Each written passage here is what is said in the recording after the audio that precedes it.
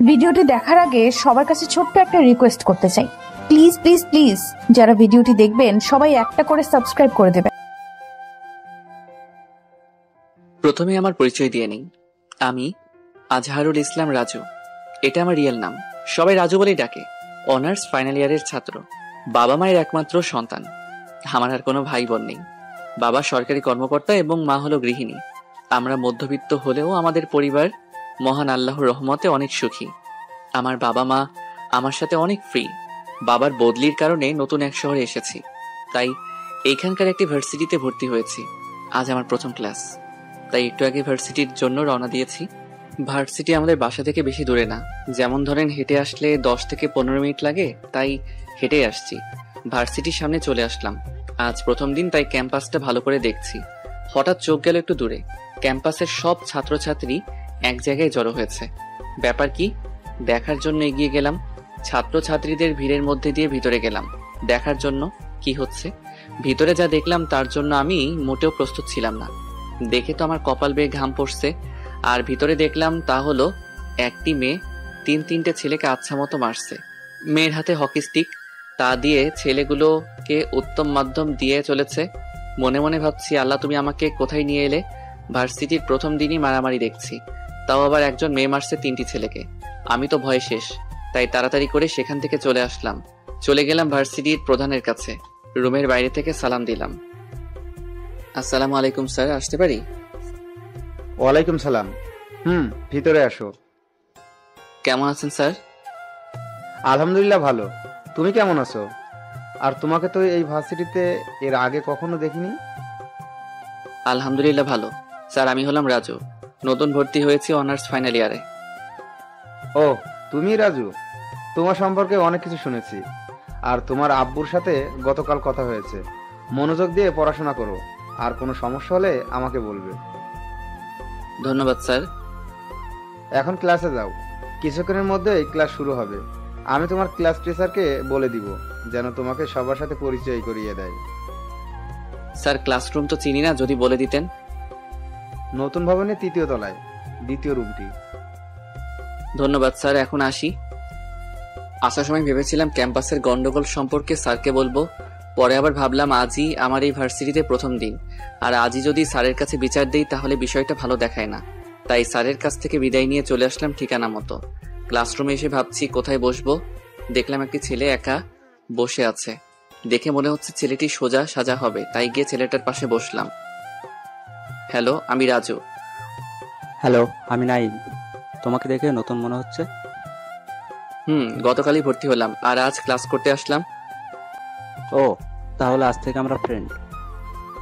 ওকে, আজ থেকে আমরা ফ্রেন্ড। নাইমের সাথে কথা বলে বুঝতে পারলাম নাইম খুবই মিশু, যার জন্য অল্প সময়ের মধ্যে আমরা বন্ধু হয়ে গেলাম। কিছুক্ষণ পর ঘন্টা পড়লো, সব ছেলেমেয়েরা ক্লাসে আসতে লাগলো। হঠাৎ আমার চোখ দরজার কাছে আটকে রইল, কারণ ক্যাম্পাসে যে মেয়েটা ছেলেগুলোকে মারছিল ওই মেয়েটা ক্লাসে প্রবেশ করলো। সাথে তার বান্ধবীরাও আছে। সবাই মেয়েগুলোকে সাইড দিচ্ছে ভিতরে আসার জন্য। মেয়েগুলো ক্লাসের লাস্ট বেঞ্চে গিয়ে বসলো। কিছুক্ষণ পর ক্লাসে স্যার আসলো। সবাই দাঁড়িয়ে স্যারকে সালাম দিলাম। স্যার সালামের জবাব দিয়ে সবাইকে বসতে বলল। রাজু নামে আজ নতুন কে এসেছে? আসসালামু আলাইকুম স্যার, আমি রাজু। এদিকে আসো। জি স্যার, আসছি। এ হলো রাজু, তোমাদের নতুন বন্ধু, খুবই মেধাবী স্টুডেন্ট। হ্যালো। হ্যালো। যাও নিজের জায়গায় গিয়ে বসো। চলে আসলাম নিজের জায়গায়। এক এক করে 3টি ক্লাস শেষ করলাম। তারপর টিফিন পিরিয়ড দেওয়া হলো। আমি আর নাইম গিয়ে ক্যান্টিনে বসলাম। দেখলাম গুন্নি মেয়েগুলো বসে আড্ডা দিচ্ছে। কি খাবি বল? দুজন এতক্ষণে বেস্ট ফ্রেন্ডের মতো হয়ে গিয়েছি, তাই এখন দুজন দুজনকে তুই করেই বলি। তোর যা খেতে ইচ্ছা অর্ডার কর, আজ আমি বিল দিব যা, তবে আগামীকাল কিন্তু তোর দিতে হবে। নাইম খাবার অর্ডার করলো। আমরা দুজনে মিলে খেয়ে বিল দিয়ে চলে আসলাম বাকি ক্লাসগুলো করতে। যথাক্রমে বাকি ক্লাসগুলো শেষ করলাম। ক্লাস শেষে রুম থেকে বেরিয়ে আসলাম আমি আর নাইম। দুজন ক্যাম্পাসে হাঁটছি। হঠাৎ কিসের সাথে যেন আমার পা আটকে গেল। আমি নিজেকে না সামলাতে পেরে পড়ে গেলাম। পরে অনুভব করলাম আমি মাটিতে পড়িনি, কারো উপরে পড়েছি। হঠাৎ কারো চিৎকার শুনতে পেলাম। আমি যার উপরে পড়েছি সে চেঁচিয়ে উঠল। গলার আওয়াজ শুনে বুঝলাম এটা মেয়ে। আমি তো সঙ্গে সঙ্গে উঠে দাঁড়ালাম। আমার সাথে সাথে মেয়েটি উঠে দাঁড়ালো। যেই আমি মেয়েটিকে সরি বলতে যাব তখন তার মুখের দিকে তাকালাম। মেয়েকে দেখে তো আমার পায়ের নিচ থেকে মাটি সরে গিয়েছে, কারণ মেয়েটি আর কেউ না, সকালের গুন্ডি মেয়েটা।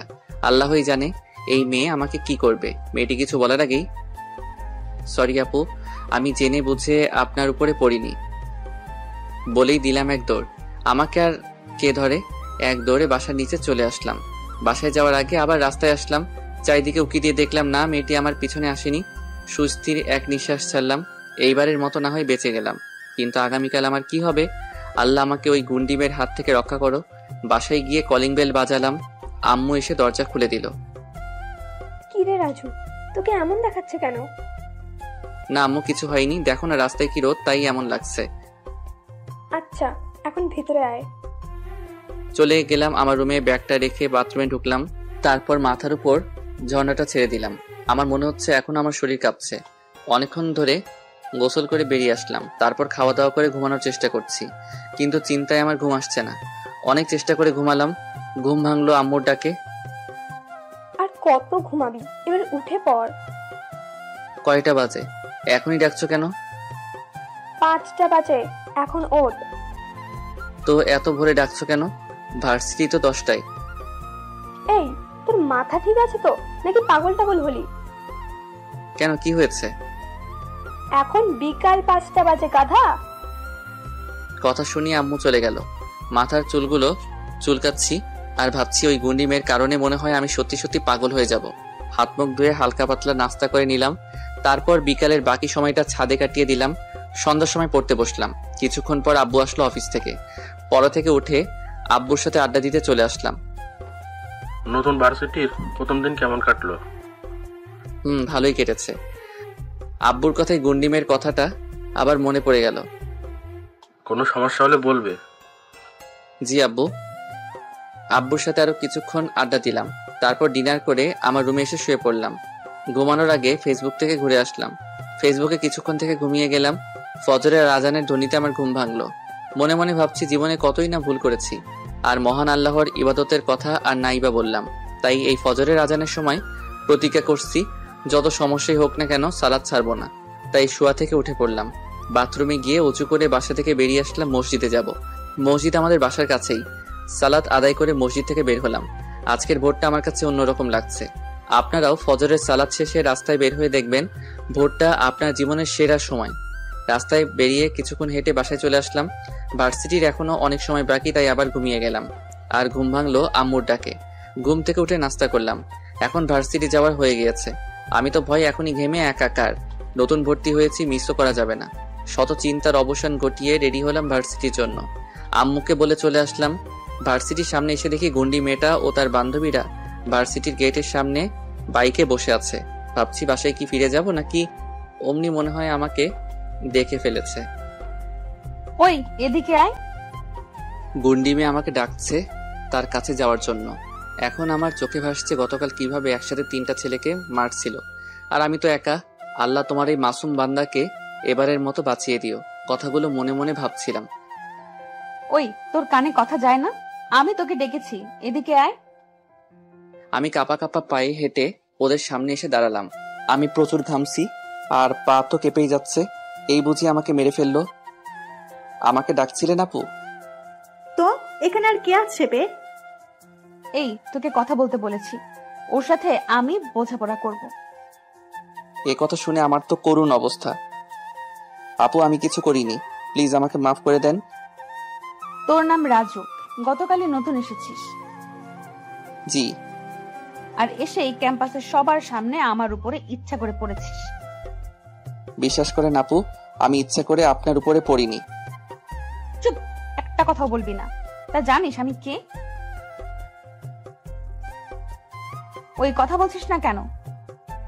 আপনি না বললেন কথা না বলতে? মুখে মুখে কথা বলিস, তোকে তো আজ। কথাটা বলেই আমার গালে থাপ্পড় দিবে যাবে, আর আমি আমার চোখ জোড়া বন্ধ করে ফেললাম। ভাবছি কেন যে ভার্সিটিতে ভর্তি হয়েছি আল্লাহ জানে। অনেকক্ষণ হলো চোখ বন্ধ করে আছি, কিন্তু এখনো আমার গালে কিছু লাগেনি। দেখার জন্য আস্তে আস্তে চোখগুলো খুললাম। তাকিয়ে দেখি গুন্ডি মেয়েগুলো হাসছে। তাদের হাসি দেখে আমি বোকার মতো দাঁড়িয়ে আছি। ওরা সবাই হেসেই যাচ্ছে আমার দুরবস্থা দেখে। এই, তোদের আমি হাসতে বলেছি? চুপ কর সবাই। নতুন নতুন এসেছিস তাই তোকে আজ মাফ করে দিলাম। ধন্যবাদ আপু। তবে একটা শর্ত আছে। কি শর্ত? তোকে আমি যা বলবো তাই করতে হবে। জি আপু, করব। জীবন বাঁচানো ফরজ, তাই বললাম। ওই, আমি তোর কোন জন্মের আপু লাগি রে? কখন থেকে শুধু আপু আপু করছিস? সরি আপু, মানে সরি। আজ থেকে আমার নাম ধরে ডাকবি। আমি তো আপনার নাম জানি না। কি? তুই আমার নাম জানিস না? তার আগে আমার উপরে এসে পড়েছিস? বললাম তো, আমি জেনে বুঝে পড়িনি। গতকালকের জন্য আবারও সরি বলছি। বুঝলাম। আমার নাম আসমা, সাদিয়া উম্মে আসমা। তোর নাম বলতে হবে না, আমি জানি। জি, আর আপনার নামটাও অনেক সুন্দর। ওই পাম মারছিস? না না, সত্যি বলছি। তবে নামটা একটু পুরনো মনে হলো। এটা আমার দাদির নাম ছিল, তাই বাবা ভালোবেসে আমাকে এই নামটা দিচ্ছে। ও শোন, এখন সোজা ক্লাসে যাবি আর ডানে বামে তাকাবি না। জি। গুড, এখন যা। ওদের কাছ থেকে চলে আসলাম। আল্লাহর কাছে অনেক শুকরিয়া আমাকে এবারের মতো বাঁচিয়ে দেওয়ার জন্য। আমি আর ওদের ধারে কাছেও যাব না। কি গুন্ডি মেয়ে ভাবা যায়। তবে যাই বলেন, দেখতে কিন্তু পুরো দুধে আলতা সুন্দরী। তার সৌন্দর্যের সাথে নামটা মিল আছে আসমা, কিন্তু চলাফেরার সাথে কিছুই মিল নেই। কথাগুলো ভাবতে ভাবতে ক্লাসে চলে আসলাম। এসে দেখি নাইমও এসে পড়েছে। আমি গিয়ে নাইমের পাশে বসলাম। বন্ধু, তুই তো দেখি বেঁচে গেলি। বন্ধু, আল্লাহর রহমতে এবারের মতো বেঁচে গেলাম। তবে আসমা কিন্তু কাউকে ছাড়ে না। ভার্সিটিতে যদি কোনো ছেলে মেয়েদের ডিস্টার্ব করে তাহলে আসমা তাদের উত্তম মাধ্যম দেয়। আর তুই কিনা ওই আসমার উপরে গিয়ে পড়লি। তাই নাকি? যাই হোক, এই মেয়ের ধারে কাছে আর যাব না। তাই ভালো, কারণ আসমার বাবা হলো এই শহরের সবচেয়ে পাওয়ারফুল লোক। বড় বড় মন্ত্রী মিনিস্টাররা ওনার কথায় উঠে বসে। আর আসমা হলো তার একমাত্র মেয়ে, তাই আসমার এই ভার্সিটিতে এত পাওয়ার। বুঝলাম। তবে আসমা কোনো ভালো ছেলে মেয়েদের সাথে ঝামেলা করে না। যারা ছাত্রছাত্রীদের সাথে খারাপ কাজ করতে চায় তাদের আসমা নিজের মতো করে শাস্তি দেয়। গতকাল যে 3 জন ছেলেকে মেরেছে ওরা মেয়েদের ডিস্টার্ব করতো। বুঝলাম। আসমা হলো ভালো গুন্ডি। কিছুক্ষণ পর ঘন্টা পড়লো। সব ছাত্রছাত্রীরা ক্লাসে আসলো, সাথে আসমা এবং তার বান্ধবীরাও আসলো। যাওয়ার সময় আমার দিকে তাকিয়েছিল। আসমার তাকানো দেখে আমি অন্যদিকে মুখ ফিরিয়ে নিলাম। বলা তো যায় না, আবার কি করে বসে। আসমা গিয়ে ওদের জায়গায় গিয়ে বসলো। তারপর ক্লাস শুরু হলো। এক এক করে 3টে ক্লাস শেষ করলাম। লক্ষ্য করে দেখলাম আসমা একটা ক্লাসও মন দিয়ে করেনি। টিফিন পিরিয়ডে সবাই বাইরে চলে গেল, কিন্তু আমি আর নাইম এখনো যাইনি। চল ক্যান্টিনে যাই, আজ আমি তোকে খাওয়াবো। না ভাই, তুই যা, আমি আজ কিছু খাবো না। কেন, কি হয়েছে? আমার ভালো লাগছে না, তুই গিয়ে খেয়ে আয়। ওকে, তাই থাক, আমি যাই। আমি ক্যান্টিনে যাইনি, কারণ এমন সময় আসমা এবং তার বান্ধবীরা ক্যান্টিনে আড্ডা দেয়। আমাকে দেখে আবার কি শুরু করে আল্লাহ জানে। একবার বেঁচে গিয়েছি, আর রিস্ক নিতে চাই না। টিফিন পিরিয়ড শেষে আবার ক্লাস শুরু হলো। যথাক্রমে বাকি ক্লাসগুলো শেষ করলাম। ক্লাস শেষে নাইম আর আমি বাইরে আসলাম। আজ আর ক্যাম্পাসে দাঁড়ালাম না। আবার কি ভুল করে বসি, আর আসমার হাতে মাইর একটা মিস হবে না। তাড়াতাড়ি করে চলে আসছি। গেটের কাছে আসতেই পিছন থেকে কে যেন ডাকছে। তাকিয়ে দেখি আসমা ডাকছে আমাকে। আমি তো ভয় শেষ। আবার কি করে বসলাম, আমি তো কিছু জানি না। না শোনার ভান করে আবার হাঁটতে লাগলাম। ওই রাজু, আর এক পা সামনে গেলে তোর হাত পা ভেঙে দিব। আসমার কথা শুনে আমি সেখানেই থমকে দাঁড়ালাম। আল্লাহই জানে আমার সাথে এখন কি করে। আসমা এবং তার বান্ধবীরা আমার কাছে আসলো। ওই, তুই আমার কথা শুনতে পাস না? আপনি আমাকে ডাকছিলেন নাকি? তুই আমার সাথে ফাজলামি করিস? তোর সাহস তো কম না। আমি আসলেই। নীলা আর সাইমা, তোরা বাসায় চলে যা। আর নাইম, তুইও যা। আমি আর রাজু পরে আসছি। কোথায় যাবি দুজনে? তোদের না জানলেও চলবে, তোরা বাসায় যা। ওরা সবাই চলে গেল, আর আমি গাধার মতো দাঁড়িয়ে এতক্ষণ ওদের কথা শুনছিলাম। ওই দিকটায় চল। বিশ্বাস করেন, আমি কিছু করিনি। আমি কি বলেছি তুই কিছু করেছিস? তাহলে আমাকে কেন ধরে নিয়ে যাচ্ছেন? এত পেঁচাল বাদ দিয়ে আমার সাথে চল তো। আসমা আমার হাত ধরে টানতে টানতে নিয়ে যাচ্ছে। ক্যাম্পাসের এক কোণে কিছু গাছপালা আছে এবং বসার জন্য জায়গা আছে। দেখলাম এখানে ছাত্রছাত্রীরা জোড়ায় জোড়ায় বসে আছে। আসমাকে সেখানে দেখে সবাই চলে যাচ্ছে। আমি শুধু অবাক হয়ে দেখছি ছাত্রছাত্রীরা আসমাকে কত ভয় পায়। আসমা আমাকে একটা গাছের নিচে বসালো। আমি বাসায় যাব। ওই, আমার সাথে বাচ্চামো ভাব করবি না বলে দিলাম। তাহলে আমাকে ধরে এনেছেন কেন? তুই সকালে আমাকে কি বলেছিলি? কি বলেছিলাম? তুই বলেছিলি আমি যা বলবো তুই তাই করবি। প্লিজ আমাকে ছেড়ে দেন। তোমার প্রথম কাজ হলো এখন থেকে আমাকে আর আপনি আপনি করে বলবে না, কেমন? এই প্রথম আমাকে তুমি করে বললো। সবাই তো দেখি আপনাকে আপনি করে বলে, তাহলে আমি কেন তুমি বলতে যাব? কারণ আমি বলতে বলেছি তাই। আচ্ছা বলবো। এখন আমি বাসায় যাই। কি শুধু শুধু কখন থেকে বাসায় যাব করছো? বাসায় কি নতুন বউ রেখে এসেছে নাকি? সরি, আর বলবো না। গুড। এখন চলো, আমাকে ফুচকা খাওয়াবে। আমি কেন আপনাকে ফুচকা খাওয়াবো? কি এত বড় কথা? তোকে তো আজ। আসমা আমার চুল ধরে জোরে জোরে ঝাঁকড়াতে লাগলো আর চেঁচামেচি করছে। প্লিজ আমাকে ছেড়ে দেন, আর বলবো না। তুই আমায় আবার আপনি করে বলছিস? তুই আছিস। আরো জোরে জোরে ঝাঁকড়াতে লাগলো। প্লিজ আমাকে ছেড়ে দাও। এখন থেকে তোমাকে তুমি করেই বলবো, আর ফুচকাও খাওয়াবো। সত্যি তো? সত্যি সত্যি, 3 সত্যি। তাহলে চলো ফুচকা খেতে। চলেন। সরি চলো। আসমা আমাকে ভার্সিটির পাশে এক ফুচকার দোকানে নিয়ে গেল। মামা ঝাল করে এক প্লেট ফুচকা দেন তো। আমি মনে মনে ভাবছি আমার টাকা দিয়ে খাবে আর আমার জন্যই অর্ডার দিল না। কি গুন্ডি মেয়ে দেখেছেন, ঠিকই আমার টাকা দিয়ে ফুচকা খাচ্ছে। কিছুক্ষণ পর দোকানদার আসমার হাতে ফুচকার প্লেট দিল। আসমা ফুচকার প্লেট নিয়ে আমার কাছে আসলো, তারপর খেতে শুরু করলো। আই হা করো। না, আমি খাবো না।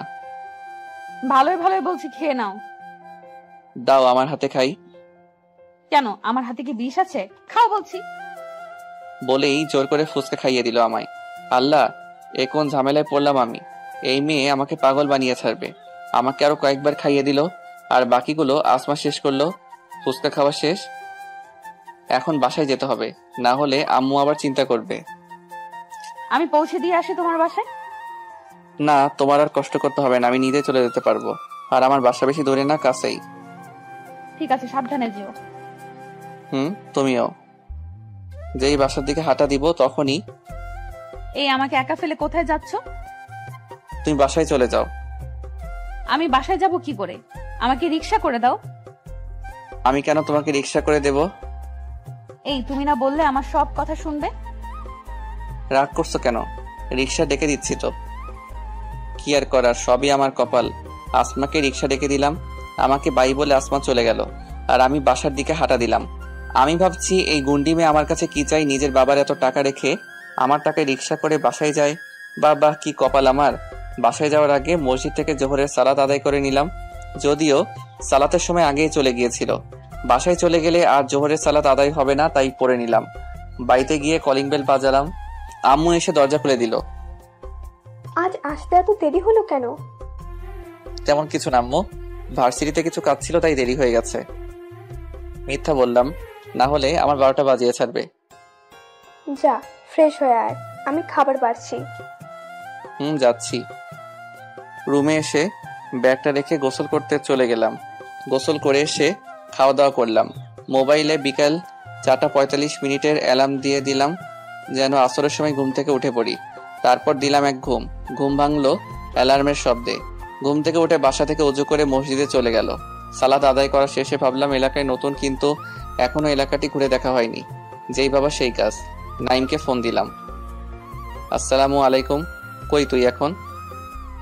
বাসায়। কেন? 5 মিনিটের মধ্যে আমাদের ভার্সিটি গেটের সামনে আয়। কেন, কি হয়েছে? এত প্রশ্ন করছিস কেন? আসতে বলছি আয়। আচ্ছা তুই দাঁড়া, আমি আসছি। প্রায় 15 থেকে 20 মিনিট পর নাইম আসলো। কেন ডাকলি বল? এলাকায় নতুন এসেছি, তাই আজ সবকিছু ঘুরে দেখবো, আর আমি কিছুই চিনি না, তাই তোকে ডাকলাম। এই কথা তো ফোনেও বলতে পারতি, তাহলে এত দৌড়ে আসতে হতো না। এমনিতেই 20 মিনিট লাগছে, এখন চল। দুজনে মিলে পুরো এলাকা ঘুরে ঘুরে দেখলাম। আমাদের ভার্সিটি কিছুটা দূরেই দেখলাম সুন্দর একটি পার্ক আছে। ভালোই হলো, মাঝে মাঝে আসা যাবে। ঘোরাঘুরি শেষ করে মাগরিবের সালাত আদায় করে বাসায় চলে আসলাম। বাসায় আর কোনো কাজ নেই, তাই একটু পড়তে বসলাম। কিছুক্ষণ পর আব্বু আসলে পড়া থেকে উঠে পড়ি। এশার সালাত আদায় করে এসে আব্বুর সাথে আড্ডায় বসলাম। বেশ কিছুক্ষণ আড্ডা দিয়ে ডিনার করে আমার রুমে চলে আসলাম। ঘুমানোর আগে ফেসবুক থেকে ঘুরে আসাটা আমার নিত্যদিনের কাজ, তাই ফেসবুক থেকে ঘুরে আসলাম। তারপর ঘুমিয়ে গেলাম। আজানের মধুর স্বরে আমার ঘুম ভাঙলো। অজু করে সালাত আদায় করতে চলে গেলাম মসজিদে। সালাত শেষে কিছুক্ষণ হাঁটাহাঁটি করে বাসায় চলে আসলাম এবং আবার ঘুমিয়ে গেলাম। আম্মুর ডাকে ঘুম ভাঙলো। ফ্রেশ হয়ে নাস্তা করলাম। নাস্তা শেষে ভার্সিটির জন্য রেডি হলাম। আম্মুর কাছে বিদায় নিয়ে ভার্সিটিতে চলে আসলাম। ভার্সিটির সামনে এসে দেখি আসমা এবং তার বান্ধবীরা বাইকে দাঁড়িয়ে আছে। আসমার সামনে 4-5টা ছেলে কান ধরে উঠবস করছে। মনে হয় ছেলেগুলোর কপাল আজ খারাপ, যার জন্য আসমার সামনে পড়ছে। আমাকে দেখলে আবার কি করবে কে জানে, তাই আসমার চোখের আড়ালে আস্তে আস্তে ক্যাম্পাসে চলে যাওয়াই হলো এখন আমার কাজ। কিন্তু আমারও কপাল খারাপ, আসমা আমাকে দেখে ফেলেছে। এই রাজু, এদিকে আসো। আমি আসমার কথা না শোনার ভান করে হাঁটতে লাগলাম। দেখো রাজু, সবসময় ফাজলামি ভালো লাগে না। এদিকে আসতে বললাম, তাড়াতাড়ি আসো। ও সরি, তুমি ডাকছিলে? এখন বলো, কিছু বলবে? আমার থেকে এড়িয়ে এড়িয়ে থাকো কেন? কই, এই যে তুমি ডাকলে আর আমি চলে আসলাম। বুঝি বুঝি। কেমন আছো? এতক্ষণ ভালোই ছিলাম। মানে আমি ভালোই আছি। তুমি কেমন আছো? ভালো আছি। এদের এই অবস্থা কেন? আর বলো না, শয়তানগুলোর কত বড় সাহস ভার্সিটির মেয়েদের ডিস্টার্ব করে। একটাকেও ছাড়বো না। ও, ভালো করেছো। ওই থামবি না? উদ্বোস করতে থাক, থামলেই আবার প্রথম থেকে করতে হবে। এইবারের মতো আমাদের মাফ করে দেন। জীবনে আর কখনো মেয়েদের ডিস্টার্ব করব না। চুপচাপ কাজ চালিয়ে যা, একদম কথা বলবি না। ভাইয়া, ভাবিকে বলেন না এবারের মতো মাফ করে দিতে। আমি তো ছেলেদের কথা শুনে রীতিমতো অবাক। ছেলেগুলো বলে কি? আসমা আমার দিকে কেমন করে যেন তাকিয়ে আছে। নীলা আর সাইমাও আমার দিকে তাকিয়ে আছে। ওই, তোদের মাথা খারাপ হয়েছে? কি সব আবল তাবল কথা বলছিস? তোদের শাস্তি আরো বেড়ে গেল। এখন থেকে একপাশে উঠবস করবি। সরি ভাই, বুঝতে পারি নাই। প্লিজ মাফ করে দেন। যা, তোদের মাফ করে দিলাম। তবে আর যেন কখনো মেয়েদের ডিস্টার্ব করতে না দেখি। তাহলে কি করব বুঝতেই পারছিস। জি, আর কখনো মেয়েদের ডিস্টার্ব করব না। কি বলছো? ওদের মাফ করে দিচ্ছ কেন? শুনোনি কি সব উল্টাপাল্টা কথা বলছিল? ওই, এখনো দাঁড়িয়ে আছিস কেন? তোদের যেতে বলছি না? আসমার কথা শুনে ছেলেগুলো চলে গেল। ছেলেগুলোকে যেতে দিলে কেন? যেতে দিয়েছি, বেশ করেছি। এখন ক্লাসে চলো তো। আমাকে আর কথা না বলতে দিয়ে ক্লাসে নিয়ে গেল। আসমা এবং তার বান্ধবীরা তাদের জায়গায় গিয়ে বসলো। ক্লাসে গিয়ে দেখি এখনো নাইম আসে নাই, তাই নাইমকে ফোন দিলাম। হ্যালো, কোথায় তুই? বন্ধু, আমি আজ আসতে পারবো না, একটা কাজে আটকে গিয়েছি। তুই ক্লাস কর। আচ্ছা। ফোন কেটে দিলাম। একা একা বসে আছি, ভালো লাগছে না। কিছুক্ষণ পর আমার কাঁধে কেউ হাত রাখলো। তাকিয়ে দেখি আমাদেরই ক্লাসের এক মেয়ে। হ্যালো, আমি লিজা, আপনার পাশে বসতে পারি? হ্যালো, আমি রাজু। কিন্তু আমাকে পুরো কথা বলতে না দিয়ে মেয়েটা আমার পাশে বসে পড়লো। আজ আপনার বন্ধু আসেনি? না, কি আর করবো, লিজার সাথে বসে থাকলাম। আমাদের কথার মাঝে আসমা এসে উপস্থিত হলো। এই মেয়ে, এখান থেকে উঠে অন্য কোথাও গিয়ে বস। কেন? এখানে বসলে সমস্যা কি? ভালোই ভালোই বলছি, এখান থেকে সরে যা। তুই ভালো করে জানিস আমি কি করতে পারি। আসমার ভয়ে লিজা অন্য জায়গায় গিয়ে বসলো, আর আমি এতক্ষণ দুজনের কথা শুনছিলাম। আসমা এসে আমার পাশে বসলো। অন্য মেয়েদের সাথে তো দেখি ভালোই মিষ্টি মিষ্টি কথা বলতে পারিস, আমার সাথে তো এইভাবে কথা বলিস না। কি বলছো এসব?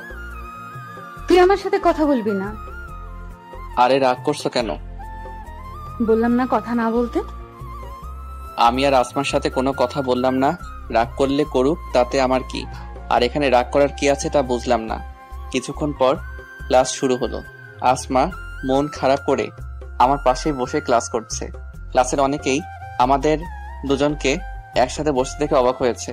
আসমা বারবার আমার দিকে আর চোখে তাকাচ্ছে, কথা বলছি না দেখে। এক এক করে টিফিন পিরিয়ড পর্যন্ত ক্লাসগুলো শেষ হলো। এর মধ্যে আসমার সাথে একবারও কথা হয়নি। প্রায় সবাই ক্লাস থেকে চলে গেছে। আমি আর আসমা এখনো বসে আছি। আমার চুপ থাকা দেখে আসমাই প্রথম কথা বলল। এই আমার ক্ষুধা লেগেছে, চলো ক্যান্টিন থেকে কিছু খেয়ে আসি। এই কথা বলছো না কেন? এমনি। দেখো, তুমি আমার সাথে রাগ করতে পারো না। আমাদের দুজনের মাঝে শুধু আমি রাগ করব, আর তুমি আমার রাগ ভাঙাবে। আমি তোমার রাগ কেন ভাঙাতে চাবো? আমি বলেছি তাই। এখন চলো ক্যান্টিনে যাব। জোর করে আমাকে ক্যান্টিনে নিয়ে আসে। বলো কি খাবে? আমার ক্ষুধা নেই, তুমি খাও। তোমার না ক্ষুধা লেগেছে? এই, আমার সাথে এত ভাব দেখাবি না বলে দিলাম। ভালোই ভালোই বলছি, কি খাবি তাড়াতাড়ি বল। যা, বেশি ভাব দেখাতে গিয়ে আবার ফেসে গেলাম। ভেবেছিলাম কথায় কথায় আমার সাথে রাগ দেখায়, এবার আমি কথা বলে দেখি কি হয়। কিন্তু আমার কপাল খারাপ, এবারও আমার দোষ। তোমার যা ভালো লাগে তাই অর্ডার করো। আগে ওনার মাথা ঠান্ডা করি, বলা তো যায় না কখন কি করে বসে। এই তো গুড। এখন থেকে আমার পছন্দই হলো তোমার পছন্দ। ওকে? ওকে ওকে। আমার বয়ে গেছে গুন্ডির মতো কথা মতো চলতে। আমাদের কথার মাঝে আসমার বান্ধবীরাও আসলো। আসমা সবার জন্য খাবার অর্ডার করলো। কিছুক্ষণের মধ্যেই খাবার দিয়ে গেল। সবাই খাচ্ছে, তবে আমার কিছুটা লজ্জা লজ্জা লাগছে 3টি মেয়ের সাথে বসে খেতে। আমার অবস্থা মনে হয় আসমা বুঝেছে। রাজু, তুমি খাচ্ছ না কেন? কই, খাচ্ছি তো। তা তো দেখতেই পারছি। এখন ভালোভাবে খাও তো। রাজু ভাইয়া, নাইমাস আসেনি কেন? বাহ, কাল তুই করে বলেছে আর আজ ভাইয়া বলে ডাকছে। ওর কি যেন কাজ ছিল তাই আসেনি। ও। সবাই খাওয়া দাওয়া করলাম। আমি বিল দিতে চাইলে আসমা বিল দিতে না করে। তারপর আসমা বিল দেয়। বিল দিয়ে ক্লাসে চলে আসি। আসমা এবারও আমার সাথে বসেছে, তবে এখন আর চুপ থাকেনি, অনেক কথা বলেছে, যার কারণে আমি ক্লাসে মন দিতে পারছি না। তুমি এত কথা বলছো কেন? মন দিয়ে ক্লাস করো। আমার মন তো অন্য একজনকে দিয়ে দিয়েছি। কি সব আবল তাবল বলে যাচ্ছ? ওসব তুমি বুঝবে না। তুমি ক্লাস করো, আমি আর কথা বলবো না। আবার ক্লাসে মনোযোগী হলাম, কিন্তু আসমা এখনো ডিস্টার্ব করছে, তবে মুখ দিয়ে না, পা দিয়ে। আসমা ওর পা দিয়ে আমার পায়ে সুরসুরি দিচ্ছে। বারণ করলে শুধু হাসে, কথা বলে না। এই জ্বালাময় পরিস্থিতিতেই বাকি ক্লাসগুলো শেষ করলাম। বুঝি না আমাকে বিরক্ত করে এই মেয়ের কি লাভ। ক্লাস শেষ, তাই সবাই বাইরে চলে আসলাম। আমি, আসমা আর আসমার বান্ধবীরা একসাথে হাসছি। এই রাজু, তোমার ফোন নাম্বারটা দাও তো। আমার ফোন নাম্বার দিয়ে তুমি কি করবে? বেশি কথা না বলে ফোন নাম্বার দাও। অপরিচিত কাউকে আমার নাম্বার দেই না। ওই, বেশি ভাবনা দেখিয়ে যা বলছি তা করো, না হলে এমন জায়গায় মারবো না জীবনে বাবার ডাক শুনতে পারবি না। কি যে বলো না, আমি তো মজা করছিলাম। এই নাও আমার নাম্বার। গুড। এখন সোজা বাসায় যাবা। আজ কোথাও যেতে পারবো না, বাসায় যেতে হবে আমার। এমন ভাব করছে লাগে ওনার সাথে ঘুরতে যাওয়ার জন্য আমি মরে যাচ্ছি। কি এত ভাবছো? না, কিছু না। আমাকে রিক্সা করে দাও। তোর না গাড়ি আসে এমন সময়? বেশি কথা বলিস কেন? আমার গাড়ি আসতে না করে দিয়েছি। গাড়িতে যেতে আর ভালো লাগে না, তাই রিক্সা দিয়ে যাব। রিক্সা করে যাও ভালো কথা, কিন্তু আমি তোমাকে কেন রিক্সা করে দিব? কারণ আমি বলেছি দিতে, তাই দিতে হবে। তাহলে অন্য কাউকে বলো। তোর সাথে ভালোভাবে কথা বললেই খালি কথা বাড়াস। এখন থেকে আর ভালোভাবে কথা বলা যাবে না। আরে আরে, চেতো কেন? দিচ্ছি তো রিক্সা ডেকে। এই তো এখন লাইনে আসছো। আসমাকে রিক্সা করে দিয়ে চলে আসলাম বাসায়। অবশ্য বাসায় যাওয়ার আগে জোহরের সালাত আদায় করে আসছি। বাসায় কলিং বেল বাজালাম। আম্মু এসে দরজা খুলে দিল। প্রতিদিনের মতো কিছু কথা বলে গোসল করতে চলে গেলাম। গোসল করে এসে দেখি অচেনা নাম্বার থেকে 2টি মিস কল এসেছিল। অচেনা নাম্বার, তাই বেশি গুরুত্ব দিলাম না। খাওয়া দাওয়া করতে চলে গেলাম। খাওয়া দাওয়া শেষ করে রুমে আসলাম। এসে দেখি ওই অচেনা নাম্বার থেকে আরো 10-12টি কল এসেছে। কেউ মনে হয় বিপদে পড়েছে, তাই এত কল করেছে। একটা কল করে দেখি কি সমস্যা। ভাবতে ভাবতে আবার কল আসলো। এবার কলটি রিসিভ করলাম। আসসালামু আলাইকুম, কে বলছেন? ওয়ালাইকুম সালাম। তুই এতক্ষণ কোথায় ছিলি? আপনি কে বলছেন? আর আমার সাথে এভাবে অসভ্যের মতো কথা বলছেন কেন? আমাকে এখনো চিনতে পারিসনি? আপনি কে যে আপনাকে চিনতে হবে? আমি আসমা। ও তুমি? এতদিন ভার্সিটিতে জ্বালিয়ে মারছে, এখন আবার ফোন দিয়ে। আল্লাহ, আমি কোথায় যাব বলো? এতক্ষণ কোথায় ছিলে? গোসল করে খাওয়া দাওয়া করছিলাম। আর আমি অচেনা ফোন কল রিসিভ করি না। ও ভালো, আমি তো আর অচেনা না। আমারটা রিসিভ করেছো, ভালো কথা। এখন থেকে আর কোনো অচেনা নাম্বার থেকে কল আসলে রিসিভ করবে না, ওকে? আমি জানি। তুমি খাওয়া দাওয়া করনি? না, তোমার জন্য অপেক্ষা করছিলাম। আমার জন্য অপেক্ষা করতে যাবে কেন? আমি তো খাওয়া দাওয়া শেষ করে আসলাম। এখন গিয়ে তুমিও খাওয়া দাওয়া করো। যাচ্ছি তো, আর একটু কথা বলে নেই। আর এখন আর কথা বলবো না, আমি এখন ঘুমাবো। তুমি গিয়ে খাওয়া দাওয়া করো। যাচ্ছি, বাই। আমিও ঘুমিয়ে গেলাম। ঘুম ভাঙলো আসরের নামাজ শুনে।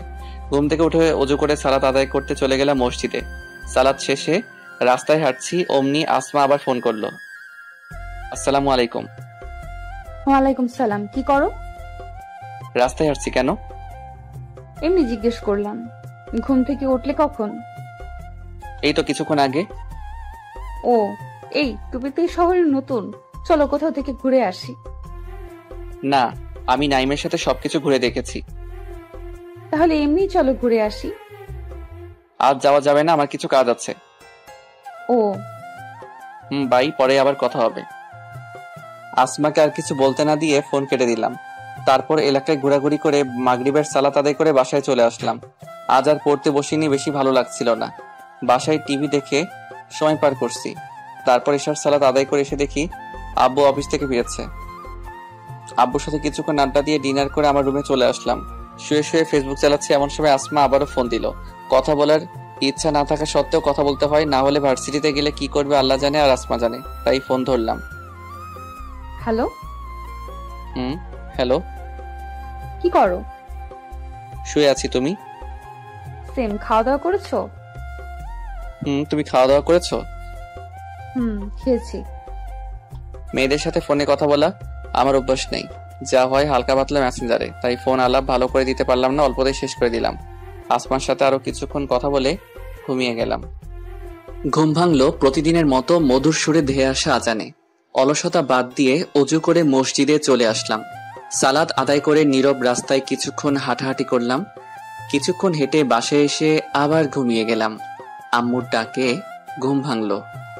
তারপর ফ্রেশ হয়ে নাস্তা করে ভার্সিটিতে চলে আসলাম।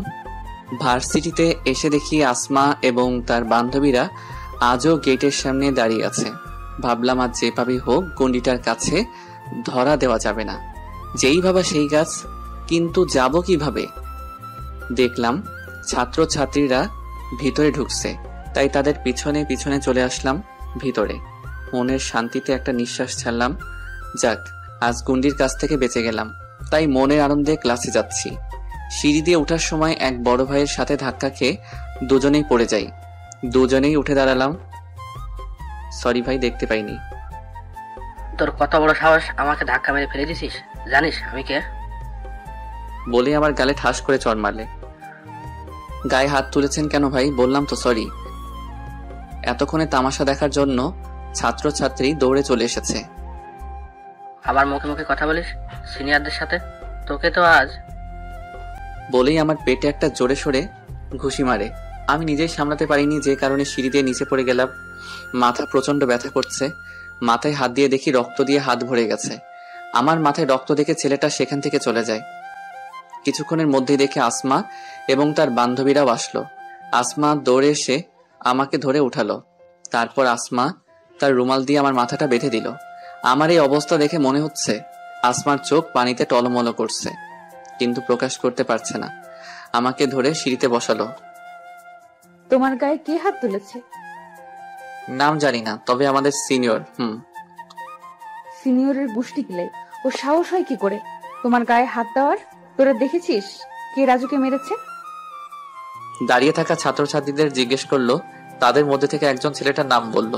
ছেলেটার নাম নাকি রাকিব। ওই রাকিবের বাচ্চা যেন 10 মিনিটের মধ্যে ক্যাম্পাসের মাঠে পায় আম্মু। তুই কোনো চিন্তা করিস না, দেখ আসর কি অবস্থা করি। চলো আমার সাথে।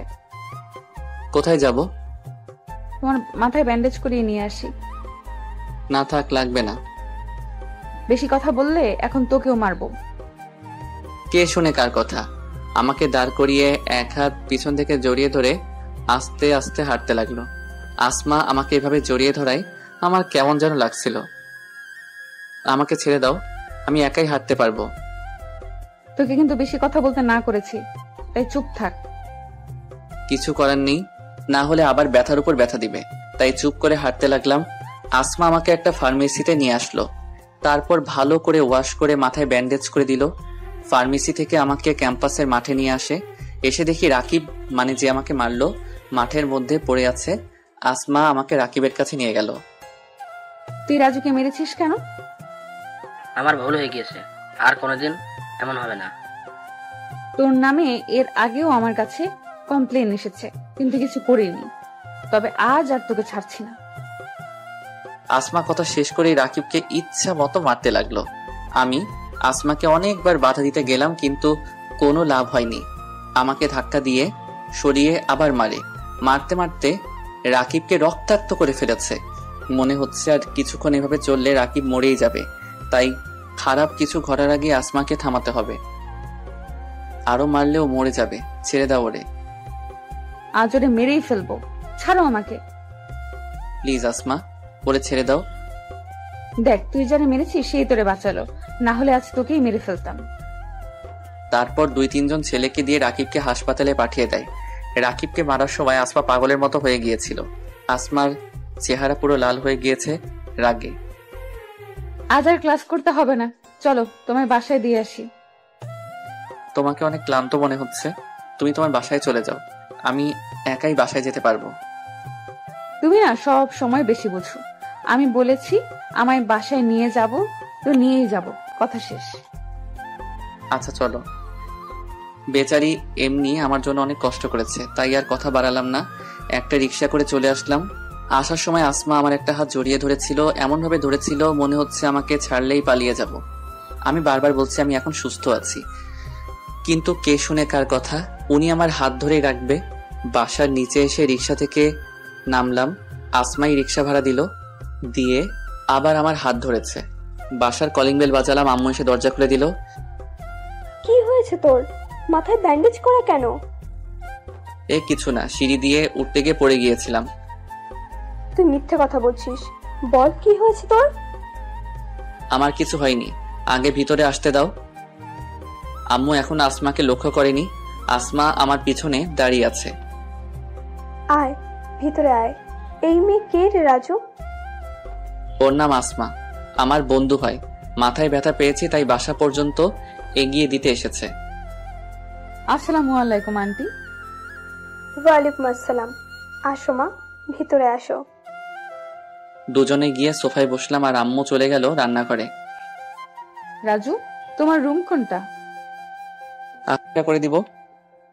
কারণ আমি বলেছি দিতে, তাই দিতে হবে। তাহলে অন্য কাউকে বলো। তোর সাথে ভালোভাবে কথা বললেই খালি কথা বাড়াস। এখন থেকে আর ভালোভাবে কথা বলা যাবে না। আরে আরে চেতো কেন? দিচ্ছি তো রিক্সা দিকে। এই তো এখন লাইনে আসছো। আসমাকে রিক্সা করে দিয়ে চলে আসলাম বাসায়। অবশ্য বাসায় যাওয়ার আগে জোহরের সালাত আদায় করে আসছি। বাসায় কলিং বেল বাজালাম, আম্মু এসে দরজা খুলে দিল। প্রতিদিনের মতো কিছু কথা বলে গোসল করতে চলে গেলাম। গোসল করে এসে দেখি অচেনা নাম্বার থেকে 2টি মিস কল এসেছিল। অচেনা নাম্বার, তাই বেশি গুরুত্ব দিলাম না। খাওয়া দাওয়া করতে চলে গেলাম। খাওয়া দাওয়া শেষ করে রুমে আসলাম। এসে দেখি ওই অচেনা নাম্বার থেকে আরো 10-12টি কল এসেছে। কেউ মনে হয় বিপদে পড়েছে, তাই এত কল করেছে। একটা কল করে দেখি কি সমস্যা, ভাবতে ভাবতে আবার কল আসলো। এবার কলটি রিসিভ করলাম। আসসালামু আলাইকুম, কে বলছেন? ওয়ালাইকুম সালাম। তুই এতক্ষণ কোথায় ছিলি? আপনি কে বলছেন? আর আমার সাথে এভাবে অসভ্যের মতো কথা বলছেন কেন? আমাকে এখনো চিনতে পারিসনি? আপনি কে যে আপনাকে চিনতে হবে? আমি আসমা। ও তুমি? এতদিন ভার্সিটিতে জ্বালিয়ে মারছে, এখন আবার ফোন দিয়ে। আল্লাহ, আমি কোথায় যাব বলো? এতক্ষণ কোথায় ছিলে? গোসল করে খাওয়া দাওয়া করছিলাম, আর আমি অচেনা ফোন কল রিসিভ করি না। ও ভালো, আমি তো আর অচেনা না। আমারটা রিসিভ করেছো, ভালো কথা। এখন থেকে আর কোনো অচেনা নাম্বার থেকে কল আসলে রিসিভ করবে না, ওকে? আমি জানি। তুমি খাওয়া দাওয়া করনি? না, তোমার জন্য অপেক্ষা করছিলাম। আমার জন্য অপেক্ষা করতে যাবে কেন? আমি তো খাওয়া দাওয়া শেষ করে আসলাম। এখন গিয়ে তুমিও খাওয়া দাওয়া করো। যাচ্ছি তো, আর একটু কথা বলে নেই। আর এখন আর কথা বলবো না, আমি এখন ঘুমাবো। তুমি গিয়ে খাওয়া দাওয়া করো। যাচ্ছি, বাই। আমিও ঘুমিয়ে গেলাম। ঘুম ভাঙলো আসরের নামাজ শুনে। ঘুম থেকে উঠে অজু করে সালাত আদায় করতে চলে গেলাম মসজিদে। সালাত শেষে রাস্তায় হাঁটছি, অমনি আসমা আবার ফোন করলো। আসসালামু আলাইকুম। ওয়ালাইকুম সালাম। কি করো? রাস্তায় হাঁটছি। কেন? এমনি জিজ্ঞেস করলাম। ঘুম থেকে উঠলে কখন? এই তো কিছুক্ষণ আগে। ও, এই তুমি তো এই শহরে নতুন, চলো কোথাও থেকে ঘুরে আসি। না, আমি নাইমের সাথে সবকিছু ঘুরে দেখেছি। তাহলে এমনি চলো ঘুরে আসি। আজ যাওয়া যাবে না, আমার কিছু কাজ আছে। ও বাই, পরে আবার কথা হবে। আসমাকে আর কিছু বলতে না দিয়ে ফোন কেটে দিলাম। তারপর এলাকায় ঘোরাঘুরি করে মাগরিবের সালাত আদায় করে বাসায় চলে আসলাম। আজ আর পড়তে বসিনি, বেশি ভালো লাগছিল না। বাসায় টিভি দেখে সময় পার করছি। তারপর এশার সালাত আদায় করে এসে দেখি আব্বু অফিস থেকে ফিরেছে। আব্বুর সাথে কিছুক্ষণ আড্ডা দিয়ে ডিনার করে আমার রুমে চলে আসলাম। শুয়ে শুয়ে ফেসবুক চালাচ্ছি, এমন সময় আসমা আবারও ফোন দিল। কথা বলার ইচ্ছা না থাকা সত্ত্বেও কথা বলতে হয়, না হলে ভার্সিটিতে গেলে কি করবে আল্লাহ জানে আর আসমা জানে, তাই ফোন ধরলাম। হ্যালো। হ্যালো। কি করো? শুয়ে আছি। তুমি? সেম। খাওয়া দাওয়া করেছো? তুমি খাওয়া দাওয়া করেছো? খেয়েছি। মেয়েদের সাথে ফোনে কথা বলা আমার অভ্যাস নেই, যা হয় হালকা পাতলা মেসেঞ্জারে, তাই ফোন আলাপ ভালো করে দিতে পারলাম না, অল্পতেই শেষ করে দিলাম। আসমার সাথে আরো কিছুক্ষণ কথা বলে ঘুমিয়ে গেলাম। ঘুম ভাঙলো প্রতিদিনের মতো মধুর সুরে ধেয়ে আসা আজানে। অলসতা বাদ দিয়ে অজু করে মসজিদে চলে আসলাম। সালাত আদায় করে নীরব রাস্তায় কিছুক্ষণ হাঁটাহাঁটি করলাম। কিছুক্ষণ হেঁটে বাসায় এসে আবার ঘুমিয়ে গেলাম। আম্মুর ডাকে ঘুম ভাঙলো। তারপর ফ্রেশ হয়ে নাস্তা করে ভার্সিটিতে চলে আসলাম। ভার্সিটিতে এসে দেখি আসমা এবং তার বান্ধবীরা আজও গেটের সামনে দাঁড়িয়ে আছে। ভাবলাম আজ যেভাবেই হোক গন্ডিটার কাছে ধরা দেওয়া যাবে না, যেই ভাবা সেই গাছ। কিন্তু যাব কিভাবে? দেখলাম ছাত্রছাত্রীরা ভিতরে ঢুকছে, তাই তাদের পিছনে পিছনে চলে আসলাম ভিতরে। মনের শান্তিতে একটা নিঃশ্বাস ছাড়লাম। যাক, আজ গুন্ডির কাছ থেকে বেঁচে গেলাম, তাই মনের আনন্দে ক্লাসে যাচ্ছি। সিঁড়ি দিয়ে ওঠার সময় এক বড় ভাইয়ের সাথে ধাক্কা খেয়ে দুজনেই পড়ে যাই। দুজনেই উঠে দাঁড়ালাম। সরি ভাই, দেখতে পাইনি। তোর কত বড় সাহস, আমাকে ধাক্কা মেরে ফেলে দিছিস? জানিস আমি কে? বলে আমার গালে ঠাস করে চড় মারলে। গায়ে হাত তুলেছেন কেন ভাই? বললাম তো সরি। এতক্ষণে তামাশা দেখার জন্য ছাত্রছাত্রী দৌড়ে চলে এসেছে। আবার মুখে মুখে কথা বলিস সিনিয়রদের সাথে? তোকে তো আজ। বলেই আমার পেটে একটা জোরে সোরে ঘুষি মারে। আমি নিজেই সামলাতে পারিনি, যে কারণে সিঁড়ি দিয়ে নিচে পড়ে গেলাম। মাথা প্রচন্ড ব্যথা করছে। মাথায় হাত দিয়ে দেখি রক্ত দিয়ে হাত ভরে গেছে। আমার মাথায় রক্ত দেখে ছেলেটা সেখান থেকে চলে যায়। কিছুক্ষণের মধ্যেই দেখে আসমা এবং তার বান্ধবীরাও আসলো। আসমা দৌড়ে এসে আমাকে ধরে উঠালো। তারপর আসমা তার রুমাল দিয়ে আমার মাথাটা বেঁধে দিল। আমার এই অবস্থা দেখে মনে হচ্ছে আসমার চোখ পানিতে টলমল করছে, কিন্তু প্রকাশ করতে পারছে না। আমাকে ধরে সিঁড়িতে বসালো। তোমার গায়ে কে হাত তুলেছে? নাম জানি না, তবে আমাদের সিনিয়র। সিনিয়রের গুষ্টি কিলে ও সাহস হয় কি করে তোমার গায়ে হাত দেওয়ার? তোরা দেখেছিস কে রাজুকে মেরেছে? দাঁড়িয়ে থাকা ছাত্রছাত্রীদের জিজ্ঞেস করলো। তাদের মধ্যে থেকে একজন ছেলেটার নাম বলল। ছেলেটার নাম নাকি রাকিব। ওই রাকিবের বাচ্চা যেন 10 মিনিটের মধ্যে ক্যাম্পাসের মাঠে পায় আম্মু। তুই কোনো চিন্তা করিস না, দেখ আসর কি অবস্থা করি। চলো আমার সাথে। কোথায় যাব? তোমার মাথায় ব্যান্ডেজ করিয়ে নিয়ে আসি। না থাক, লাগবে না। বেশি কথা বললে এখন তোকেও মারবো। কে শুনে কার কথা? আমাকে দাঁড় করিয়ে এক হাত পিছন থেকে জড়িয়ে ধরে আস্তে আস্তে হাঁটতে লাগলো।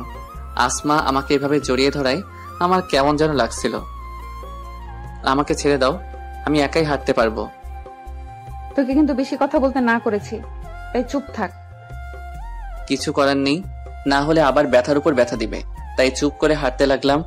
আসমা আমাকে একটা ফার্মেসিতে নিয়ে আসলো। তারপর ভালো করে ওয়াশ করে মাথায় ব্যান্ডেজ করে দিল। ফার্মেসি থেকে আমাকে ক্যাম্পাসের মাঠে নিয়ে আসে। এসে দেখি রাকিব, মানে যে আমাকে মারলো, মাঠের মধ্যে পড়ে আছে। আসমা আমাকে রাকিবের কাছে নিয়ে গেল। তুই রাজুকে মেরেছিস কেন? আমার ভুল হয়ে গিয়েছে, আর কোনোদিন এমন হবে না। তোর নামে এর আগেও আমার কাছে কমপ্লেন এসেছে, কিন্তু কিছু করিনি। তবে আজ আর তোকে ছাড়ছি না। আসমা কথা শেষ করেই রাকিবকে ইচ্ছা মতো মারতে লাগলো। আমি আসমাকে অনেকবার বাধা দিতে গেলাম, কিন্তু কোনো লাভ হয়নি। আমাকে ধাক্কা দিয়ে সরিয়ে আবার মারে। মারতে মারতে রাকিবকে রক্তাক্ত করে ফেলেছে। মনে হচ্ছে আর কিছুক্ষণ এভাবে চললে রাকিব মরেই যাবে। তাই খারাপ কিছু ঘটার আগে আসমাকে থামাতে হবে। আরো মারলেও মরে যাবে, ছেড়ে দাও ওরে। আজ ওরে মেরেই ফেলবো, ছাড়ো আমাকে। প্লিজ আসমা, ওরে ছেড়ে দাও। দেখ, তুই যারা মেরেছিস সেই তোরে বাঁচালো, না হলে আজ তোকেই মেরে ফেলতাম। তারপর 2-3 জন ছেলেকে দিয়ে রাকিবকে হাসপাতালে পাঠিয়ে দেয়। রাকিবকে মারার সময় আসমা পাগলের মতো হয়ে গিয়েছিল। আসমার চেহারা পুরো লাল হয়ে গিয়েছে রাগে। আজ আর ক্লাস করতে হবে না, চলো তোমায় বাসায় দিয়ে আসি। তোমাকে অনেক ক্লান্ত মনে হচ্ছে, তুমি তোমার বাসায় চলে যাও। আমি একাই বাসায় যেতে পারবো। তুমি না সব সময় বেশি বুঝো। আমি বলেছি আমায় বাসায় নিয়ে যাব, তো নিয়েই যাব, কথা শেষ। আচ্ছা চলো। বেচারি এমনি আমার জন্য অনেক কষ্ট করেছে, তাই আর কথা বাড়ালাম না। একটা রিক্সা করে চলে আসলাম। আসার সময় আসমা আমার একটা হাত জড়িয়ে ধরেছিল, এমন ভাবে ধরেছিল মনে হচ্ছে আমাকে ছাড়লেই পালিয়ে যাব। আমি বারবার বলছি আমি এখন সুস্থ আছি, কিন্তু কে শুনে কার কথা। উনি আমার হাত ধরেই রাখবে। বাসার নিচে এসে রিক্সা থেকে নামলাম। আসমাই রিক্সা ভাড়া দিল, দিয়ে আবার আমার হাত ধরেছে। বাসার কলিং বেল বাজালাম, আম্মু এসে দরজা খুলে দিল। কি হয়েছে তোর? মাথায় ব্যান্ডেজ করা কেন? এ কিছু না, সিঁড়ি দিয়ে উঠতে গিয়ে পড়ে গিয়েছিলাম। তুই মিথ্যে কথা বলছিস, বল কি হয়েছে তোর? আমার কিছু হয়নি, আগে ভিতরে আসতে দাও। আম্মু এখন আসমাকে লক্ষ্য করেনি। আসমা আমার পিছনে দাঁড়িয়ে আছে। আয় ভিতরে আয়। এই মেয়ে কে রে রাজু? ওর নাম আসমা, আমার বন্ধু হয়। মাথায় ব্যথা পেয়েছি তাই বাসা পর্যন্ত এগিয়ে দিতে এসেছে। আসসালামু আলাইকুম আন্টি। ওয়ালাইকুম আসসালাম। আসো মা, ভিতরে আসো। দুজনে গিয়ে সোফায় বসলাম আর আম্মু চলে গেল রান্নাঘরে। রাজু, তোমার রুম কোনটা? আমি তোমাকে কতটা ভালোবেসে ফেলেছি তা আমি নিজেও জানি না। তোমাকে এক নজর দেখার জন্য ছটফট করতাম, কিন্তু তোমাকে বলতে পারতাম না। যদি ফিরিয়ে দাও এই ভয়ে, এতে তোমার ভালোবাসায় অপেক্ষা থাকা নীল। চিঠিটা পড়ে আসমা কান্না করে দেয়। আমি তোকে অনেক ভালো মনে করেছিলাম, সেই প্রথম দিন থেকে তোকে আগলে রেখেছি, কিন্তু তুই আমার বিশ্বাস নিয়ে খেলা করেছিস। কি বলছো এসব? আমি কিছুই বুঝতে পারছি না। আর একটাও কথা বলবি না আমার সাথে। তোর সাথে আমার আর কোনো কথা নেই। তুই থাক তোর নীলারে নিয়ে। তুমি যা ভাবছো। বললাম না আমার সাথে আর কখনো কথা বলবি না। তুই কি শুরু করছিস এসব? আমি তোকে সব কিছু বলেছিলাম, তারপরেও তুই আমার কাছ থেকে সবকিছু কেড়ে নিলি। তুই না আমার বেস্ট ফ্রেন্ড ছিলি। তুই যা ভাবছিস আমি সবকিছু ভুল ভাবছিস। থাক, এখন আর শাক দিয়ে মাছ রাখতে হবে না। আর তোকে যেন আর আমার সামনে না দেখি, তাহলে জানে মেরে ফেলবো। কথাগুলো বলে আসমা কান্না করতে করতে চলে গেল। আসমার কথাগুলো সব আমার মাথার উপর দিয়ে যাচ্ছে। বুঝলাম না চিঠিটা পড়ে এত রিয়াক্ট করার কি ছিল। গালে হাত দিয়ে দাঁড়িয়ে আছি, আর চারপাশে ছাত্রছাত্রীরা তামাশার মজা নিচ্ছে। সরি, আমার জন্য এসব কিছু হলো। তুমি বাসায় যাও, আমি নাইমকে সবকিছু বুঝিয়ে বলবো।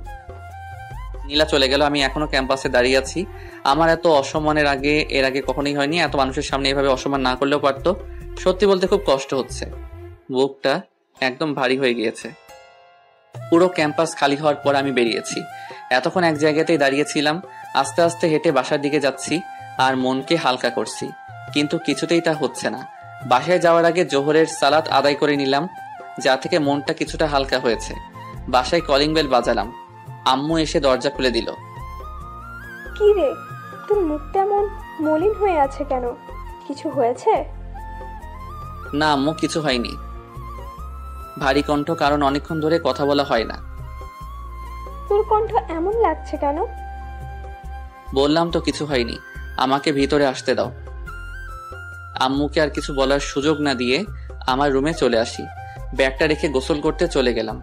গোসল করে এসে রুমে বসে আছি, খাওয়া দাওয়া করতে যাইনি, তাই কিছুক্ষণ পর আম্মু আমার রুমে আসলো। তোর কি শরীরটা খারাপ লাগছে? না আম্মু, কিছু হয়নি। তাহলে তুই খেতে আসলি না কেন? আমার পেট ভরা লাগছে তাই খেতে যাইনি। তুই আমার সাথে মিথ্যে কথা বলছিস কেন? মনে হচ্ছে তুমিও কিছু খাওনি, চলো একসাথে খাবো। আম্মুকে জোর করে নিয়ে আসলাম খাওয়ার জন্য। আমার জন্য তো আর আম্মুকে চিন্তায় ফেলতে পারি না, তাই আম্মু আর আমি একসাথে খাওয়া দাওয়া করলাম। খাওয়া দাওয়া শেষে আমার রুমে চলে আসলাম। মোবাইলটা হাতে নিয়ে নাইমকে ফোন দিলাম। হ্যালো নাইম। কিরে, ক্লাস শেষে আজ কই গেছিলি? একটা জরুরি কাজে তাড়াতাড়ি চলে এসেছিলাম। ও, এখন বল, ফোন কেন দিয়েছিলি? ওয়াদা কর আমার কথাটা রাখবি। এভাবে বলছিস কেন? বল, কি এমন কথা বলবি যার জন্য আমাকে ওয়াদা করতে বলেছিলি? নীলা তোকে সেই কলেজ লাইফ থেকে ভালোবাসে। তোকে অনেকবার বলতে গিয়েও বলেনি, যদি তুই ফিরিয়ে দিস সেই ভয়ে। আমি তোকে বলছি, আমি নীলার চোখ তোর জন্য ভালোবাসা রেখেছি, তুই ওকে ফিরিয়ে দিস না। কিরে, কথা বলছিস না কেন? শুনছি, বল। আমি চাই আজ বিকালে তুই নীলার সাথে দেখা কর, এবং তুই কিন্তু নীলাকে আজ প্রপোজ করবি। সত্যি বলতে নীলাকে আমারও ভালো লাগে, কিন্তু ওরে দেখলেই কেমন ভয় লাগে। আমি কিছু জানি না, ভয়কে জয় করে আজ নীলাকে তুই প্রপোজ করবি। দেখি কি করা যায়। আমি এত কিছু শুনতে চাই না, আমি যা বলছি তাই যেন হয়, না হলে তোর আর আমার বন্ধুত্ব এখানেই শেষ। বাই। ফোন কেটে দিলাম এবং মোবাইলটা বন্ধ করে দিলাম। আমার বিশ্বাস নাইম আর নীলার ভালোবাসা সফল হবে। আর বেশি কিছু না ভেবে ঘুমিয়ে গেলাম। রিয়েল লাইফেও আমি এমন, যখন কারোর সাথে ঝগড়া হয় বা মন খারাপ থাকে তখন ঘুমিয়ে যাই, কারণ এ থেকে মাথা ঠান্ডা রাখা যায় এবং যে কোনো ভুল সিদ্ধান্ত থেকে নিজেকে বাঁচানো যায়। আর সেই ব্যক্তি আসল বীর, যে নিজের রাগকে কন্ট্রোল করতে পারে। ঘুম ভাঙলো আসরের আজানে। অজু করে সালাত আদায় করতে মসজিদে চলে আসলাম। সালাত শেষে রাস্তায় আসলাম, ভালো লাগছে না হাঁটতে, তাই আবার বাসায় চলে আসলাম। এসে চলে গেলাম সোজা ছাদে। ছাদে দাঁড়িয়ে আকাশটাকে উপভোগ করতে আমার ভালো লাগে, তবে ভার্সিটির ঘটনাটা আমি এখনো ভুলতে পারছি না। সাধারণ একটা বিষয় নিয়ে আসমার এত বড় রিয়েক্ট করার কি ছিল বুঝলাম না। মাগরিবের আজান শুনে ছাদ থেকে নামলাম, মসজিদ থেকে সালাত আদায় করে বাসায় চলে আসলাম। আজ আর পড়তে বসিনি, আর বসলেও মনোযোগ দিতে পারবো না, তাই আম্মুর সাথে বসে আড্ডা দিচ্ছি, যা থেকে মনটা অনেকটা হালকা হয়ে গিয়েছে। মন খারাপ থাকলে কখনো একা একা থাকবেন না, তা থেকে মন খারাপের কথাগুলো বা ঘটনাগুলো আপনার মাথায় বেশি বেশি ঘুরপাক খায়।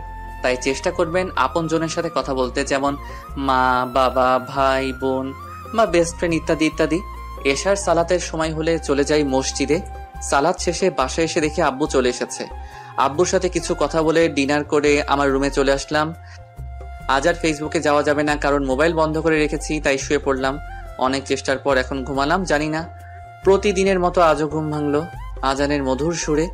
অলসতা বাদ দিয়ে উঁচু করে মসজিদে চলে আসলাম। সালাত শেষে ফাঁকা রাস্তায় হাঁটতে ভালো লাগছিল, তাই বেশ কিছুক্ষণ হাঁটাহাঁটি করে বাসায় চলে আসি।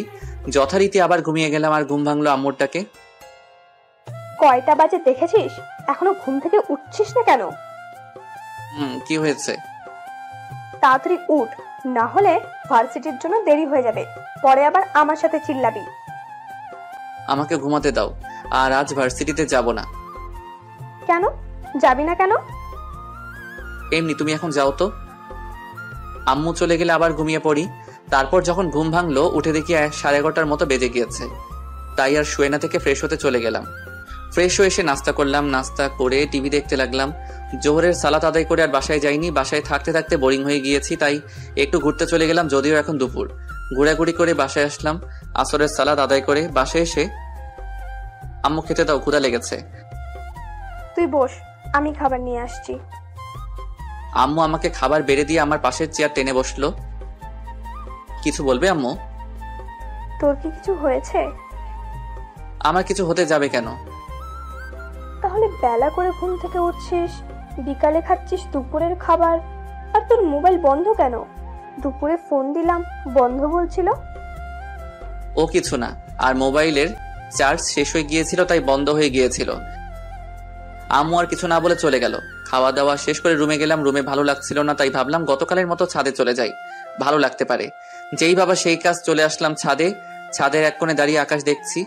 হঠাৎ মনে হলো ছাদে কেউ এসেছে, ঘুরে দেখবো কে এসেছে। তার আগে পিছন থেকে জড়িয়ে ধরলো। এটা কোন ধরনের অসভ্যতামি? কে আপনি? ছাড়েন আমাকে। এখনো মুখ দেখিনি, তবে বুঝতে পারলাম এটা কোন মেয়ে।